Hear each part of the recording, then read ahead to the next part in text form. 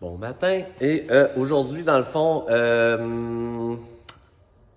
je veux faire un exemple avec l'automobile. L'exemple en rapport avec un peu les facultés humaines, notre façon de se comporter, aussi les technologies, puis l'entre-deux. Il y a quelque chose là-dedans qui m'intéresse dans l'entre-deux parce que c'est facile de couper court puis de faire pas de zone grise. Technologie, tu sais comment fonctionne l'auto autonome ou tout ce qui est automatique, puis toutes nos aides dans la conduite, puis l'humain, puis on sépare ça là, comme s'il n'y avait aucune zone grise. Moi, je trouve ça intéressant parce qu'il y en a une sacrément de zone grise à part de ça. Puis la zone grise, c'est toujours là que ça plante en passant. Puis j'adore l'aéronautique, puis tout ce qui a rapport avec les crashs d'avion parce que j'apprends là-dedans, puis je considère que ça, c'est toujours intéressant. Parce qu'il y a toujours multiples facteurs. Puis aujourd'hui, je vous fais un exemple. Je vous en donne un parce qu'il m'a impressionné. Parce que tu sais, j'écoute m'aider puis ces crashs-là puis ces affaires-là depuis longtemps. Mais celui-là, je l'ai trouvé vraiment bon parce que il est saucé, là. Je veux dire, il y a eu 6 erreurs au moins. Puis les 6 erreurs étaient mineures. Et la ligne d'erreur est parfaite. Et t'enlèves une seule erreur, il n'y a aucun crash. C'est vraiment spécial. Puis ça fait en sorte que dans la vie, c'est un peu de même aussi. Puis je vais vous montrer, tu sais, on va se rabattre sur la route après. Vous allez voir la différence. Fait que le crash, j'y vais assez vite. J'essaie d'aller vite. Vous savez comment est-ce que c'est. En gros, c'est simple. C'est un gros porteur. C'est un avion assez gros. Fait que t'as un pilote, copilote, mécanicien. Tu sais, mécanicien, c'est un gars qui check les cadrans en arrière et ça n'a pas grand-chose. C'est un gros avion. Ils font un arrêt pour aller tanker, finalement, à une des îles, je pense, aux Açores. Puis, donc, c'est quand même de routine. Tu sais, avant d'aller, je pense qu'ils finissaient à Punta Cana ou je me souviens plus quelle place, mais tu sais, ils finissent en Amérique centrale. Ça n'a pas rapport dans l'histoire, finalement. Fait que là, ils vont tanker tout ça, puis c'est de quoi de banal. Fait que là, ils s'approchent, puis en gros, bon, un équipage d'expérience pour le mécano qui sert à rien, puis le pilote principal. Le gars à droite, c'est un copilote, puis lui, il a quelques semaines, fait qu'il est plus vert, on s'entend. Puis, bon, ça a une importance dans l'histoire parce que lui, il va faire des choses, puis ça va être des erreurs mineures, puis ça va vraiment être un problème là, dans le dossier parce que personne, justement, va pouvoir backer. Puis ça fait partie de, comme je vous dis, le facteur humain. Fait qu'en gros, c'est ça qui arrive, puis là, il s'approche tout ça. C'est pas des journées problématiques, il fait pas il fait quand même beau. Sauf que sur ce style-là, il y a une montagne, puis c'est pas tout le monde le sait, fait que c'est pas une surprise. Là. Puis bon, ben comme tous les hauts de montagne, tu as des nuages qui sont là dans le haut de la montagne, c'est très très fréquent. Fait que là, en gros, c'est simple, c'est que quand tu arrives dans les nuages, comme n'importe quelle personne intelligente qui a conduit un avion automatique, faut que tu settes tes affaires comme il faut, puis parce que tu conduis aux instruments pendant que tu es dans les nuages. Tu vois pas ta montagne, mais c'est rien de spécial. Là. Même que les sécurités, c'est plusieurs centaines de mètres quand tu fais ta job. Jusque-là, ça va bien. Sauf que je t'en parle, fait que tu sais que l'avion s'est crashé, OK? Puis tu sais qu'elle s'est crashée, je t'explique, je te fais pas un dessin, je t'ai parlé de la montagne. Fait que tu viens de comprendre qu'ils ont fait ça à la montagne. Fait que si on fait ça à la montagne, ni une ni deux, je t'explique, je te donne un indice, ils ont volé trop bas. Puis c'est là que c'est intéressant. Parce que c'est sûr que les enquêteurs, quand ils commencent la job, c'est pourquoi ils ont volé trop bas. Puis là, c'est là qu'ils travaillent là-dessus. Fait que là, ils découvrent des affaires, mais ce qui est le fun d'un enquêteur, contrairement à moi et un autre, il botche pas bien, il faut qu'il fasse un rapport hyper complet. Fait qu'ils vont toujours chercher à comprendre, était-ce la seule erreur? A-t-il eu d'autres erreurs? Ils savent très bien que le système d'aviation est double, triple vérifié partout. Fait qu'une seule erreur, jamais il y a de crash. Parce qu'il y a toujours de quoi pour combler l'erreur. Vous allez voir. Fait que c'est sûr que là, il y a des banalités qui se font.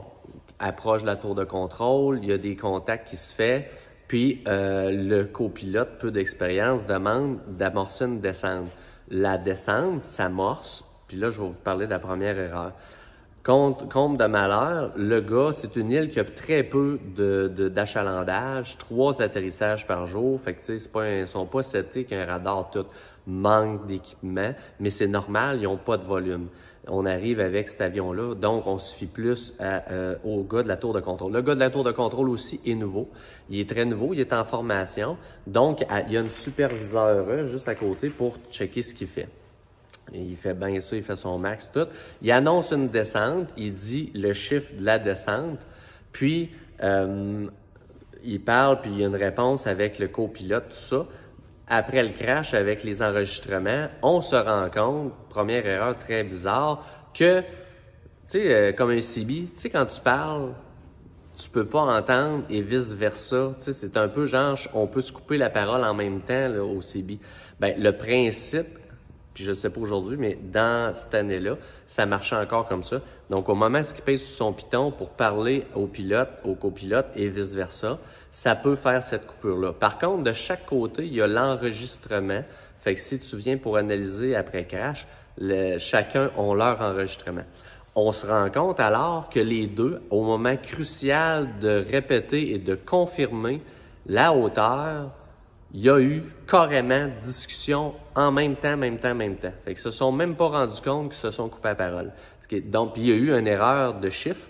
Ça veut dire qu'à la base, l'avion était instantanément 300 pieds plus bas. Il y en a un qui voulait 900, puis l'autre, finalement, il est en train de chauffer à 600 pieds. Fait qu'on avait la première erreur. Ce qui est intéressant, comble de malheur, comme je vous dis, au moment qu'il y a eu ça, la superviseure a fait l'erreur. Il y a 3 atterrissages par jour. Elle a décidé de prendre l'appel. Il y a eu un appel à décrocher. Donc, elle a lâché la supervision. À ce moment-là, le fameux contrôleur nouveau, il n'a pas entendu la réponse de confirmation de l'autre. Il parlait en même temps. Dans les règles, il doit demander confirmation. Il l'a pas entendu. Tu devrais dire, mettons, vol 132, attends confirmation, nanana. Ou, tu sais, il faut que tu confirmes. Puis de l'autre côté, même chose. Ça veut dire qu'ils se sont pas entendus sur la dernière règle. Fait qu'en gros, tu devrais continuer, tu devrais refaire une demande pour avoir la confirmation.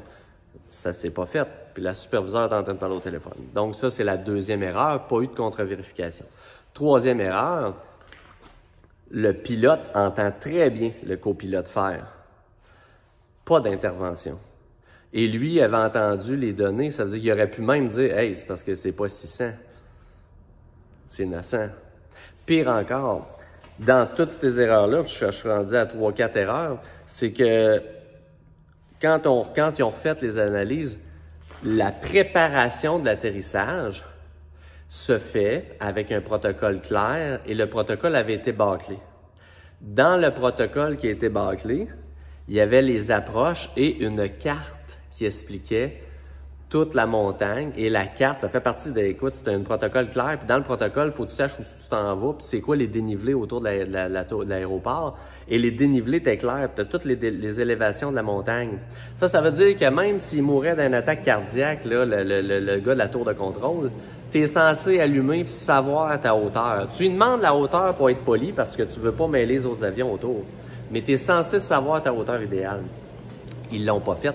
Ils avaient bâclé des étapes.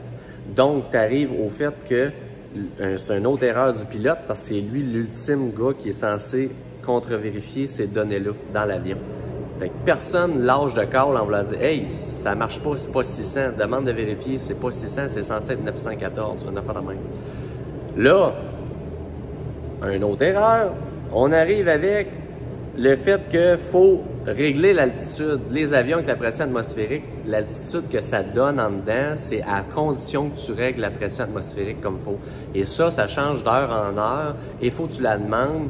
Et le fameux nouveau qui était dans la tour de contrôle a dit 2 chiffres différents. Et le deuxième était erroné. Et ça donnait un avion, au final, quand tu te trompais, ça faisait en sorte que tu avais une erreur d'altitude sur ton avion. Et ils l'ont réglé sans poser de questions.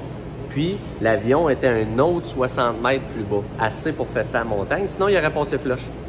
Et là, ça, c'était une autre erreur. L'autre affaire qui est intéressante, c'est qu'on avait à ce dossier-là le fait que le copilote a voulu poser la question au pilote et dire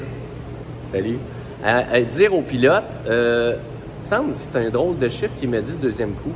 Le pilote a complètement tassé ça en voulant dire non, il t'a dit 10 ou 27, c'est correct. Il a comme botché encore une fois sa job de pilote parce que le copilote, il est nouveau, il est pas à l'aise, c'est pas sa force, ça fait pas des années d'expérience. il a demandé, il était fourré, là, il y a eu 2 chiffres différents, puis il s'est fait repousser du revers la main, il a closé le dossier. C'était complètement anormal. C'est une autre erreur. Fait que là, je vous l'ai dit, ça fait beaucoup d'erreurs. J'en ai dit pas mal, mais là, c'est pas fini. Dans les enquêtes, il y a les rubans, ils entendent le son d'une voix d'une femme dans le cockpit. C'est encore pire. Là, ils disent, c'est-tu une niaise? Là, ça fait une tonne d'erreurs, ils ne savent plus quoi dire de ça, là. Ben, écoute, normalement, c'est des règles, ça aussi.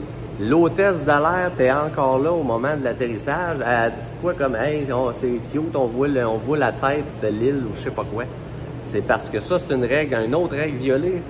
Normalement, tu es en atterrissage, le cockpit doit être stérile. Il doit y avoir aucune personne autre que les personnes responsables de l'atterrissage, avec aucune discussion non essentielle. C'est une règle essentielle, c'est important, c'est même illégal. Ils peuvent se faire virer pour ça. Ça aussi, ça a été transgressé. Fait que là, la nonchalance, je vous l'ai dit, il y a eu plusieurs bugs parce que à la base, il y a ça. Mais là, c'est pas ça. L'avion donne enfin une chance de se rattraper. Il reste 7 secondes avant de planter. L'avion, goes up. L'avion dit, l'avion call, il y a des avertissements. Écoute, en gros, ce que ça veut dire, c'est que tu es tellement bas qu'il faut que tu mettes les gaz au maximum, tu lèves le nez, il faut que tu t'en ailles, il faut que tu remontes. Il y a un bug, c'est trop bas, tu es trop bas, puis tu vois pas encore la piste. Fait que tu peux pas dire j'achève, j'ai la piste là, tu la vois pas. Fait que là, c'est un autre bug. Mais sais-tu quoi? Ce bug-là, il a été ignoré aussi. Fait que là, les enquêteurs ont continué, puis ils se sont rendus compte que dans le fond, la formation des pilotes était faite sur un mauvais simulateur, puis qu'à chaque fois, le simulateur faisait ça.